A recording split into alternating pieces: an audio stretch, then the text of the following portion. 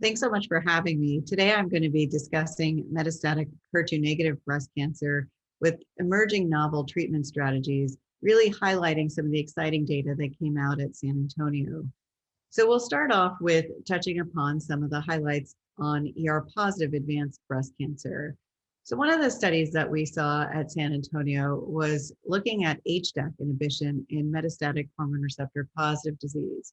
We know that histones are acetylated and that DNA is tightly wrapped around deacetylated histone cores, and then accumulation of the acetylated histones leads to increased transcription of genes, which then results in cell growth arrest, really thereby inhibiting tumor cell growth.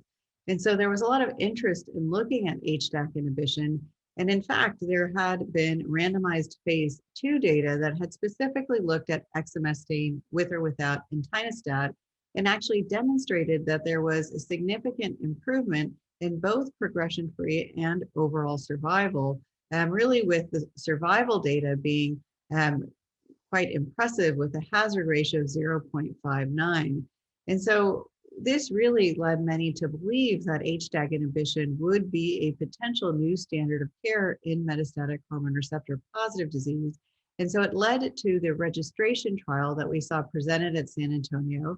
This study looked at patients who had advanced hormone receptor positive HER2 negative disease and looked at patients who had progressed on a prior non-steroidal AI and could have had up to one prior line of chemotherapy in the metastatic setting. Patients were randomized to receive exemestane and entinostat or exemestane alone. And unfortunately, the study did not demonstrate any benefit to the addition of HDAC inhibition, with really no difference seen in progression-free survival and no difference seen in overall survival. So I think this was very disappointing to many of us. And, I think given the very impressive survival benefits seen in the phase 2 study, I think most of us were anticipating these data would be positive. But I think it is a lesson learned that really definitive phase 3 trials are necessary to confirm potential signals that are seen in randomized phase 2 data, because here we see that unfortunately we were not able to confirm benefit.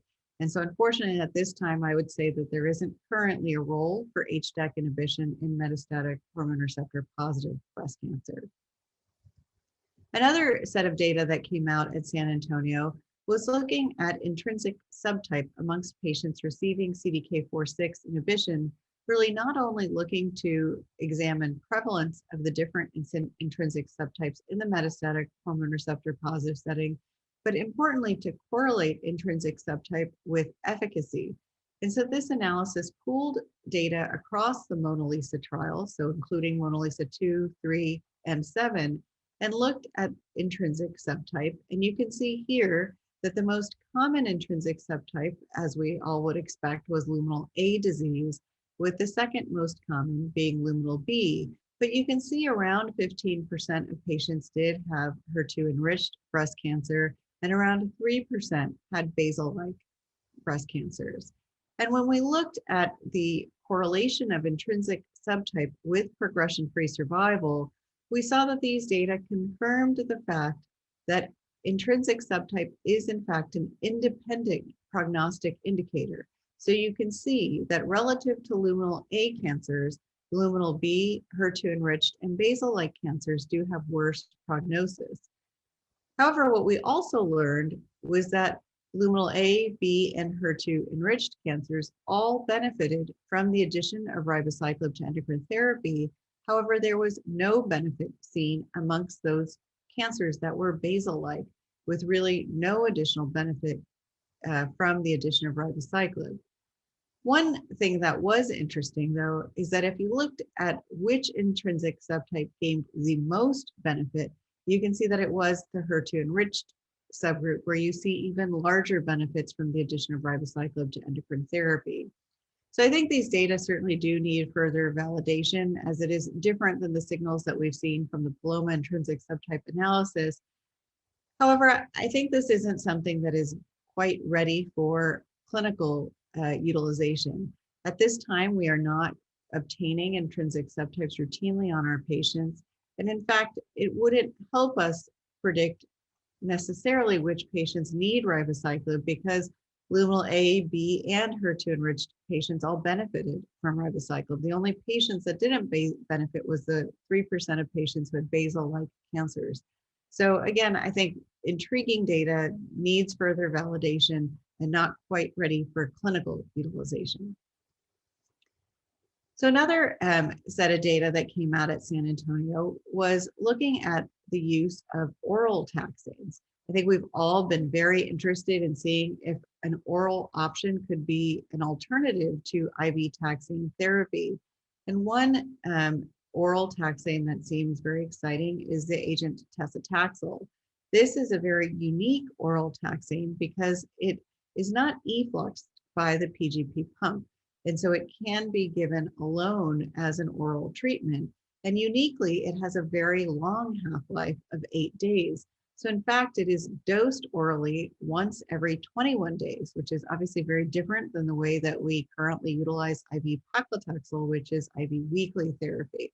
So a very convenient treatment, again, given that it only needs to be dosed every 3 weeks. And so there was a registration study that was performed called the Contessa trial. This trial was for patients with metastatic hormone receptor positive HER2 negative disease. And interestingly, all patients had to have received a taxane in the early disease setting. This was required. There was no disease-free interval requirement from time of prior taxane utilization. You just had to have received a prior taxane. You could have had any number of prior endocrine therapies, including utilization of prior CDK4/6 inhibition, and you could have received up to 1 line of chemotherapy in the metastatic setting. Patients were randomized 1-to-1 to receive Paclitaxel with low-dose capecitabine at 1650 milligrams per meter squared, or to receive full-dose capecitabine in the other arm. You can see here that, again, all patients had to have had prior taxane therapy. And if you look, about a third of patients actually were within 24 months of their adjuvant taxane treatment. Importantly, about half of patients had received prior CDK4/6 inhibition, and the vast majority, about 80% of patients, had visceral disease.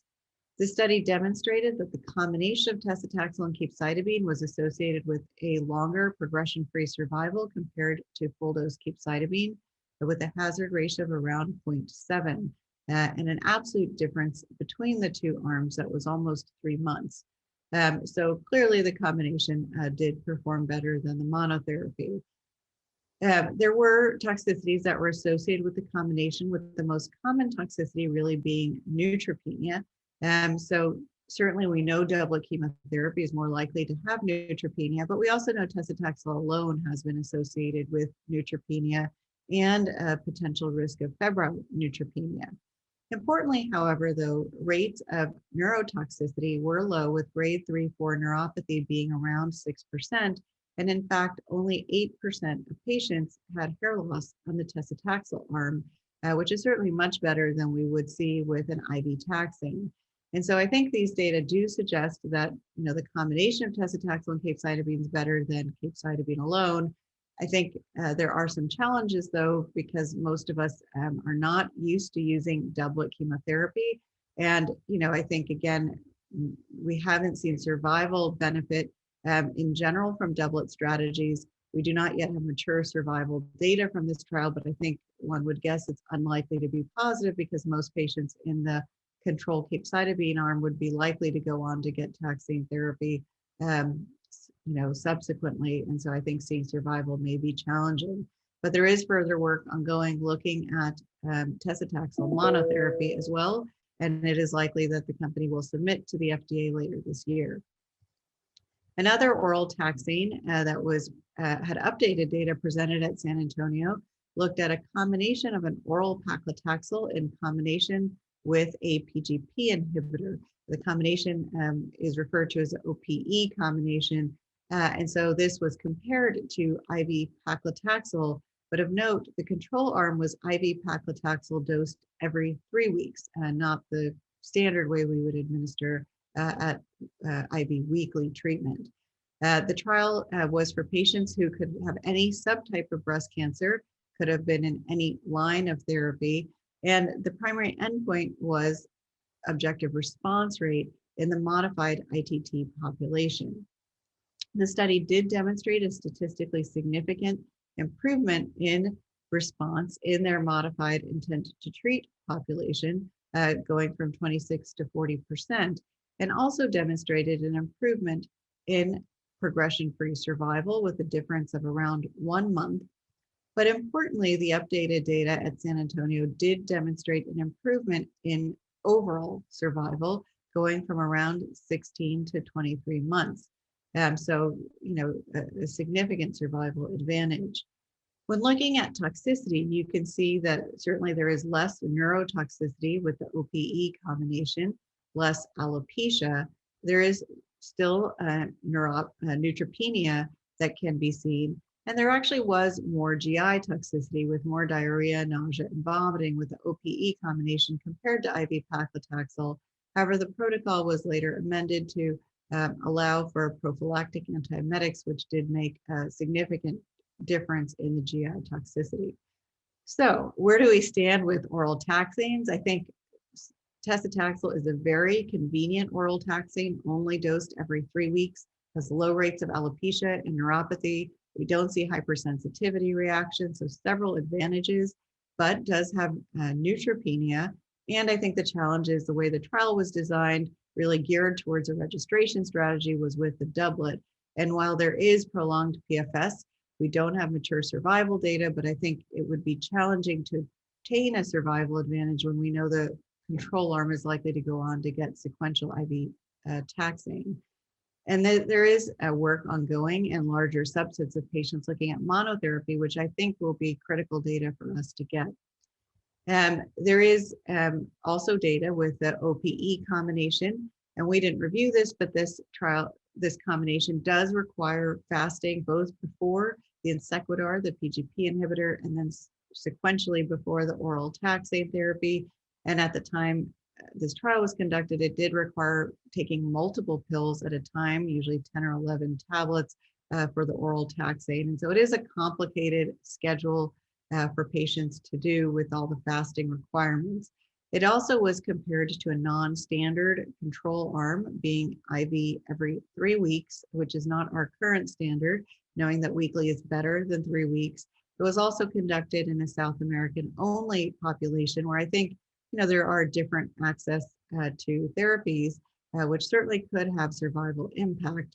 And I think it's also a very heterogeneous patient population, utilizing a non-standard endpoint with a response endpoint in an predominantly ER-positive population. However, it also does have improved response, PFS, and OS, has less alopecia and neuropathy. So, certainly there are several advantages also to the combination, and it is under FDA review given the positive data that was seen. We also saw updated data on PI3 kinase inhibition. We all are aware that the SOLAR-1 study did demonstrate significant improvement in progression-free survival from the addition of alpelisib to fulvestrant in patients with PI3 kinase mutations. The challenge was that that trial only had about 20 patients who had prior CDK4/6 inhibition, so we didn't have data for efficacy of the combination of fulvestrant and alpelisib or for AI alpelisib after progression on CDK4/6 inhibition.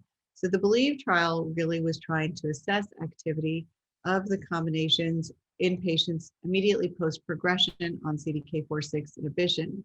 We had seen at ASCO the data from the fulvestrant alpelisib arm demonstrating a PFS of around 7 months, which, compared to historical controls of fulvestrant alone in this population, do seem to perform dramatically better.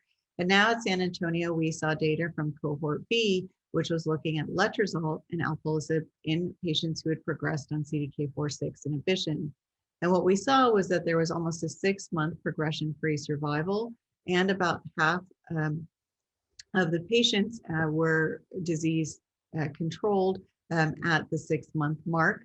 And so really, again, suggesting robust activity, albeit in a single arm trial. And so if you look at the data altogether, you can see, again, that the cohort B data does seem to be reassuring with the 6-month PFS in a post-CDK4/6 population. and taking into account about 80% of patients had progressed on a prior AI. I think one thing of note is, I think we're all very familiar with the rates of hyperglycemia and rash with alpelisib, which can be potentially dose-limiting toxicities.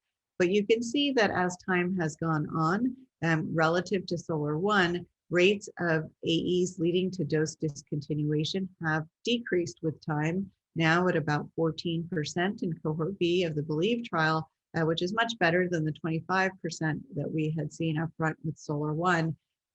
I think telling us that we can learn to manage toxicity from alpelisib and that we can get better at it and allow our patients to have their dose maintained longer on treatment. Another interesting study that was presented looked at this novel HER3 ADC called U3-1402. This ADC is very similar to trastuzumab deruxtecan in that it utilizes the same technology with a cleavable linker and a topoisomerase 1 payload, but in this case is targeting HER3. The trial had several expansion cohorts looking at the activity of this ADC in hormone receptor positive HER2 negative disease, as well as within triple negative disease. And you can see response rates that are around 30% in the hormone receptor positive population and around 16% in the triple negative population. I think suggesting again that there is activity for this agent. Numbers are small with each cohort being around 30 patients. And so we will need to see more data from this drug, but I think a very promising ADC. So just to summarize the hormone receptor positive data, I think we've learned a little bit more about potential biomarkers and CDK4/6 inhibition, which remains our first line standard. We've seen a little more data about utilization of alpelisib in our PIK3CA mutant patients post CDK4/6 progression. And I think certainly is a standard recommendation in our PI3 kinase mutant patients. We've now seen some data for use of oral taxanes. And so these drugs are being reviewed by the FDA, at least the OPE combination is now, and soon the Paclitaxel combination will be as well. And then we're certainly awaiting other data on novel strategies, such as antibody drug conjugates in this setting. So turning to triple negative disease, we saw some exploratory analyses from the Keynote 355 study. This trial was for patients in the first-line metastatic triple negative setting, and patients had been randomized to chemotherapy with or without pembrolizumab. We had seen data at ASCO demonstrating that adding pembrolizumab to chemotherapy did significantly improve progression-free survival in patients with PD-L1 positive triple negative disease, where PD-L1 positivity was defined as having a CPS score greater than or equal to 10 with a 22C3 antibody. In this cohort, which was about 40% of the population, there was about a 4-month PFS benefit. We did not see benefit in those patients with CPS 1 or higher scores or in the intent to treat population. But given the very robust PFS benefit in the CPS 10 or higher group, the combination did achieve FDA approval with chemotherapy and pembrolizumab in this subgroup, really allowing choice of chemotherapy in this trial. The data that we saw at San Antonio was specifically looking at outcomes by the chemo backbone.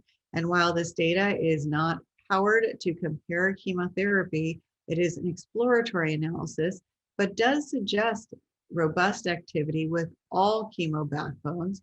And in fact, you can see Paclitaxel and nab-paclitaxel do lead to significant improvements in PFS.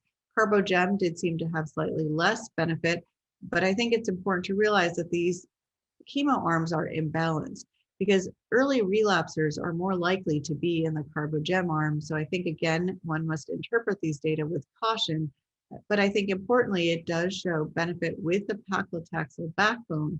And this is very different than the data that we had seen from Impassion 131, where in fact there was no benefit from adding atezolizumab to Paclitaxel, even in the PD-L1 positive population. So at this point in time, I would say immunotherapy in our PD-L1 positive patients. If we're utilizing atezolizumab, it should be with nab-paclitaxel. If we utilize pembrolizumab, it should be either with Paclitaxel nab-paclitaxel, or carboplatin and gemcitabine. But I think there are lots of open questions here in terms of optimal ways to test for PD-L1, if there are differences between pembro and atezo in terms of efficacy, and is there an ideal chemo backbone? I think these are all questions we just don't currently have the answers to. And I think we'll also need to learn how to approach our patients after progression on checkpoint inhibition where there isn't quite a clear standard. We also don't have a standard approach in the PD-L1 negative, triple negative setting. We also saw updated data from the ASCENT trial. This was a trial looking at sacituzumab, which is an antibody drug conjugate targeting TROP2, utilizing an SN38 payload.